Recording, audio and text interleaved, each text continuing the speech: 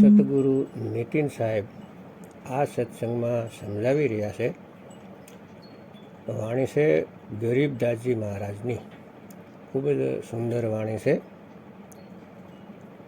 પાવન ટીકે પીપીલકા રંગ હોરી હો, पंडित लादे बेल राम रंग होरी हो, जहाँ वहाँ महल कबीर का रंग होरी हो, राई न ठहराई राम रंग होरी हो.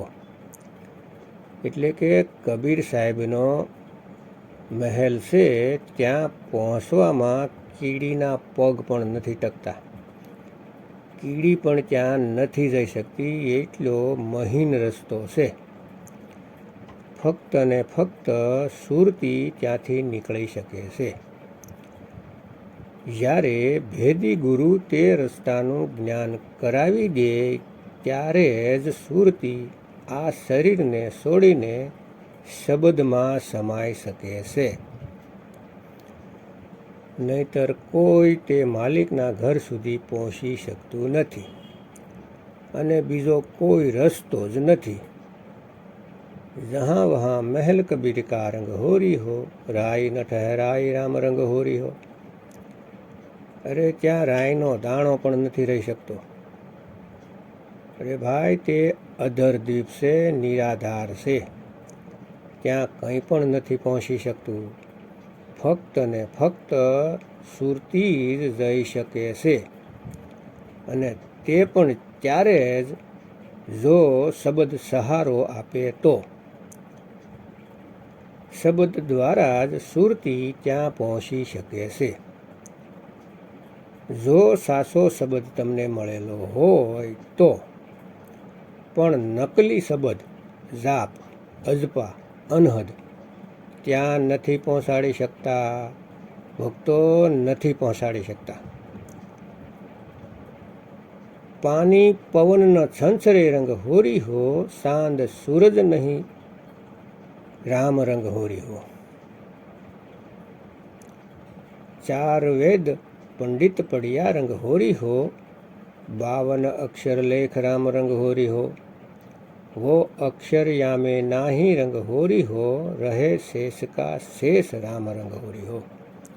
કેટલું સ્પષ્ટ કહેશે ગરીબદાસજી મહારાજ કે ત્યાં પાણી કે પવન નથી પહોંચી શકતા.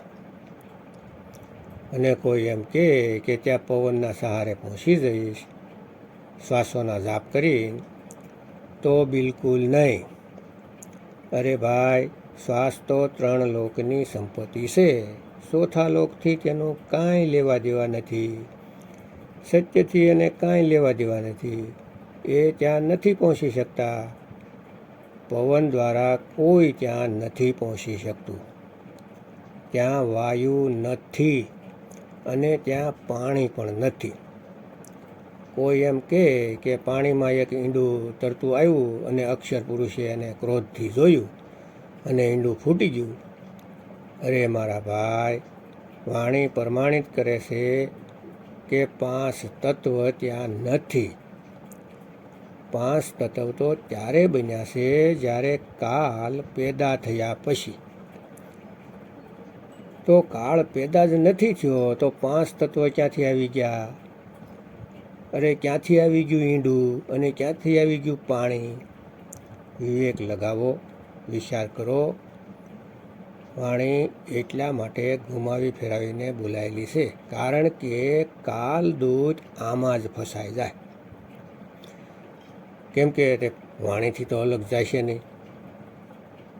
કેમ કે તે મૂર્ખ સમજી જ નથી શકતા કે વાણીમાં કોડવડ લાગેલા હોય છે, ગુપ્ત ભેદ હોય છે, જે કાળના દૂત નથી જાણી શકતા. તે ભેદને ફક્ત પરમાત્માના હંસ ખોલી શકે છે, નીતિન સાહેબની જેમ. કોઈક વિરલા હંસ હોય છે, નહીતર બધા જ ગાડડિયા પ્રવાહમાં જેમ એક ગાડર કૂવામાં પડે અને પાછળ બધાય પડે છે, એવી રીતે ચાલ્યા કરે છે. વાણી વિવેકી પુરુષ જ ખોલી શકે છે. અવિવેકી ફક્ત તેને વાંચી શકે છે, પણ ખોલી નથી શકતા. કે વાણી કહે છે શું? એટલે કહે છે, ગુરુ મેરે સભી બડે અપની અપની ઠોર, શબ્દ વિવેકી પારખી સો માથે કી મોર. વિવેકી ગુરુને એટલે જ મહાન કહેવાય છે, કેમ કે લખેલી વાણીને પોતાના વિવેક દ્વારા સત્ય અસત્યનો નિર્ણય ખૂબ સારી રીતે જાણે છે. એ વાણીના ગુલામ નથી હોતા. આગળ કહેશે કે ત્યાં સાંદ કે સૂરજ નથી. કોઈ એમ કહે કે ત્યાં અરબો ખરબો સૂરજ ચમકી જાય, તો નહીં ભાઈ, ત્યાં કાંઈ પણ નથી. ત્યાં ફક્ત તમારી નિજ સ્વરૂપ છે, નિજ શબ્દ છે, નિજ નામ છે, અને તે નિજ નામ પરમાત્માનું નામ છે. આપણું નામ અને પરમાત્માના નામમાં કોઈ ફરક નથી. અરે સત્ય સ્વરૂપી નામ સાહેબ કા, સો નિજ નામ હમારા હૈ. તે આપણા બધાયનું નામ છે, જે સાહેબનું નામ છે, જે સાહેબનું અસલી સત્ય સ્વરૂપ નામ છે.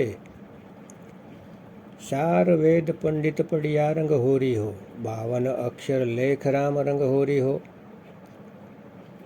ચાર વેદ, ગીતા, ભાગવત, પુરાણ, આ બધું પંડિતો વાંચે છે. આ બધું 52 અક્ષરનો ખેલ છે ભાઈ. 52 અક્ષર લેખ રામ રંગ હોરી હો. આ 52 અક્ષરથી બનેલા મંત્ર જે વેદ પુરાણમાં લખેલા છે, તેને જપતા રહ્યા અને જીવન બરબાદ કરતા રહ્યા. એટલે ગરીબદાસજી કહેશે કે આ બધો 52 અક્ષરનો ખેલ છે. જ્યાં સુધી તમે 52 અક્ષરને સમજી લેશો નહીં, ત્યાં સુધી તેનાથી ન્યારા થઈ શકશો નહીં. 52 અક્ષર લેખ રામ રંગ હોરી હો, वो અક્ષર યામે નાહી રંગ હોરી હો. પરમાત્માનો અક્ષર આ 52 અક્ષરમાં નથી. હિન્દી, પંજાબી, અંગ્રેજી આ બધો ભાષાનો વિષય છે. જ્યાં જે માણસ જન્મ્યો હોય છે, ત્યાંની ભાષાના મંત્રના જાપ કરવા લાગી જાય છે. આપણે ભારતમાં જન્મ્યા છીએ એટલે હિન્દી સંસ્કૃતને પ્રેમ કરીએ છીએ. આપણે હિન્દીમાં નામ જાપ કરીએ છીએ. અંગ્રેજ હોય તે અંગ્રેજીમાં નામ જાપ કરે છે. મુસ્લિમ હોય તે અરબ દેશવાળા અરબીમાં, ઉર્દૂમાં કલમા પડે છે. અરે ભાઈ, તમે જે નામ જપો છો તે કુરાનમાં બતાવી શકો છો? તમે જે જપો છો તે બાઇબલમાં છે, જેનાથી તમે મુક્ત થવા માંગો છો? બિલકુલ નહીં. દુનિયામાં ઘણાય ધર્મ છે, બધા જ અલગ અલગ નામનો પ્રસાર કરી રહ્યા છે, પણ સત્ય તો બધાય માટે એક જ છે. સત્ય અલગ અલગ નથી. હવા બધા માટે એક છે, પાણી બધા માટે એક છે, એવી જ રીતે સત્ય બધા જ માટે એક છે. જ્યાં સુધી સત્યને નહીં ઓળખો, ત્યાં સુધી વાત નહીં બને. એટલા માટે 52 અક્ષર પરે તે સત્યને જાણવું પડશે, ત્યારે મુક્તિ મળશે ભક્તો.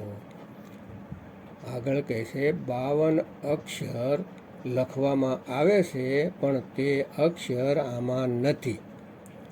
આ 52 અક્ષર તો નાશ થઈ જાહે, પણ તે જે અવિનાશી અક્ષર છે તે હંમેશા રહેશે. તે નથી વધતો કે નથી ઘટતો. તે એક સમાન છે અનંત યુગોથી, અને એક સમાન રહેશે અનંત યુગો સુધી, કેમ કે તે સમયથી પાર છે. કાગજ કલમ કલેશ હે રંગ હોરી હો, શાહી કા નહીં કામ રામ રંગ હોરી હો. કાગળ કલમથી જે કાંઈ લખો છો તે કલેશ છે, ઝઘડાનું કારણ છે. જેને લખીને તમે જપો છો, જાપ કરો છો. કબીર સાહેબ કહે છે, તંત્ર મંત્ર સબ झूठ है, इनमें न उलझे कोई, और सार नाम जाने बिना कागा हंस न હોય. તંત્ર મંત્ર કાગળ અને કલમ દ્વારા લખવામાં આવે છે, એટલે તે કલેશ છે, કલેશ. એટલે કહેશે કાગજ કલમ કલેશ રંગ હોરી હો, શાહી કા નહીં કામ રામ રંગ હોરી હો. તે નામને શાહીથી નથી લખી શકાતું. અરે તે તો ઘટ ઘટમાં પહેલાંથી જ બિરાજમાન છે. તે આદિ અક્ષર છે. 52 अक्षर जीव भुलाना, आदि अक्षर का मरम न जाना. આગળ કહેશે બિનહી રસના રામ રંગ હોરી હો, દેહીમાં વિદેહી રામ રંગ હોરી હો. તે દેહમાં વિદેહ છે. તે અક્ષર પહેલાંથી જ દેહમાં વિરાજમાન છે. બસ તેને જાણવાના છે. ભેદી ગુરુ પાસેથી ભેદ મેળવીને તેને પ્રાપ્ત કરવાના છે. જીભ વગર તે નામ છે, જીભ વડે તે નામ નથી બોલી શકાતું ભક્તો. તારંગ મંત્ર લીજીએ રંગ હોરી હો, ઓહમ સોહમ નાદ રામ રંગ હોરી હો. કેટલું સ્પષ્ટ કહેશે કે તે નાદ છે, એક ધૂન છે, તે કોઈ મંત્ર નથી. ઓહમ સોહમ. સુકૃત નામ વિચાર હે રંગ હોરી હો, वो लीला अगम अगाध राम रंग होरी हो. ओहम सोहम मध्य है राम रंग होरी हो. કેટલું સ્પષ્ટ છે કે મધ્યમાં છે. આ ભેદ ત્યારે જ ખબર પડે છે જ્યારે ભેદી ગુરુ સમજાવશે, ત્યારે ખબર પડશે કે તે ઓહમ સોહમની મધ્યમાં કઈ રીતે છે. સૂક્ષ્મ મંત્ર પાય રામ રંગ હોરી હો. તે મહા સૂક્ષ્મ મંત્ર બધાયમાં બિરાજમાન છે. તેને મેળવશો ત્યારે વાત બનશે, જે બોલવા લખવા વાંચવામાં નથી આવતા. જ્યારે મંત્ર બધા લખેલા વસાય છે અને આ કોઈ મંત્ર નથી. નિર્ગુણ પદ નિર્વાણ રામ રંગ હોરી હો, સુરત નિરત ધૂન લાય રામ રંગ હોરી હો. તે ધૂનમાં સુરત નુરત એક થઈ જાય તો તે આનંદ જ કાંઈક જુદો છે. તો તે ધૂનનો જે ભેદ બતાવે તે પૂરા સદગુરુ છે ભક્તો. સોઈ ગુરુ પૂરા કહાવે જો દો અક્ષર કા ભેદ બતાવે. એક સુડાએ એક લખાએ, તબ પ્રાણી નિજ ઘર કો જાએ. જે અખંડ ધૂનનો ભેદ બતાવી દે, જે હર ઘટમાં વિરાજમાન છે, જેના લીધે આ પૂરી કાયનાત ચાલે છે, જેના લીધે શરીર ચાલે છે, ખાય છે, પીવે છે, દોડે છે, તેનો ભેદ બતાવે સતગુરુ, તો સુરતી તે અખંડ ધૂનમાં લાગી જાય છે અને જીવ જીવતા જ મુક્ત થઈ જાય છે. તેને મળ્યા પછી મુક્તિની આશા રહેતી નથી. સૂક્ષ્મ મંત્ર સાક રામ રંગ હોરી હો, યહ ગાયત્રી સાર હે રંગ હોરી હો. આ ગાયત્રીનો સાર છે જે ઓહમ સોહમની મધ્યમાં રમી રહ્યો છે. કોઈ અલગથી ગાયત્રી મંત્ર જપવાની જરૂર નહીં પડે, પરંતુ સમજવું પડે છે સૂક્ષ્મ જ્ઞાનને, સૂક્ષ્મ ભેદને, તો વાત બનશે. તો વિવેકથી સમજો, સત્સંગ સાંભળો પૂરા ધ્યાનથી. સમજમાં ન આવે તો ભલે 10 વાર સાંભળવો પડે, પણ ધ્યાનથી સાંભળો. અત્યારે સમય છે, કેમ કે અત્યારે આપણો માનવ થઈએ અને એક વખત માનવનું શરીર પૂરું થઈ જશે પછી કાંઈ હાથમાં આવશે નહીં. અને અત્યારે હાલ ભેદી ગુરુ નીતિન સાહેબજી આપણી સમક્ષ છે, તો લાભ અવશ્ય લેવો જોઈએ. પછી સમય હોય કે ન હોય, આપણે રહીએ કે ના રહીએ, પણ અત્યારે આપણી પાસે સમય છે, ગુરુ પણ છે, જ્ઞાન પણ છે, બધું જ છે.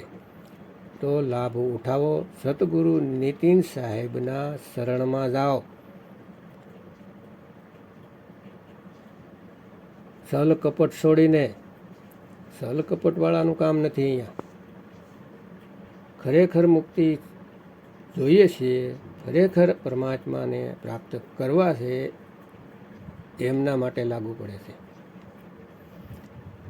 અને સદગુરુ નીતિન સાહેબના સત્સંગ યુટ્યુબમાં કહત કબીર સુનોભાઈ સાધો ચેનલમાં સર્ચ કરશો એટલે સત્સંગ આવશે. 209 સત્સંગ છે.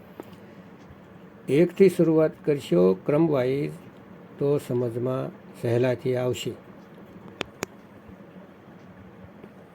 તો સત્સંગને સાંભળો અને આ સમયનો પૂરેપૂરો લાભ લ્યો. જય ગુરુ નીતિન સાહેબ, જય ગુરુ વૈરાગ સાહેબ, જય ગુરુ મદન સાહેબ.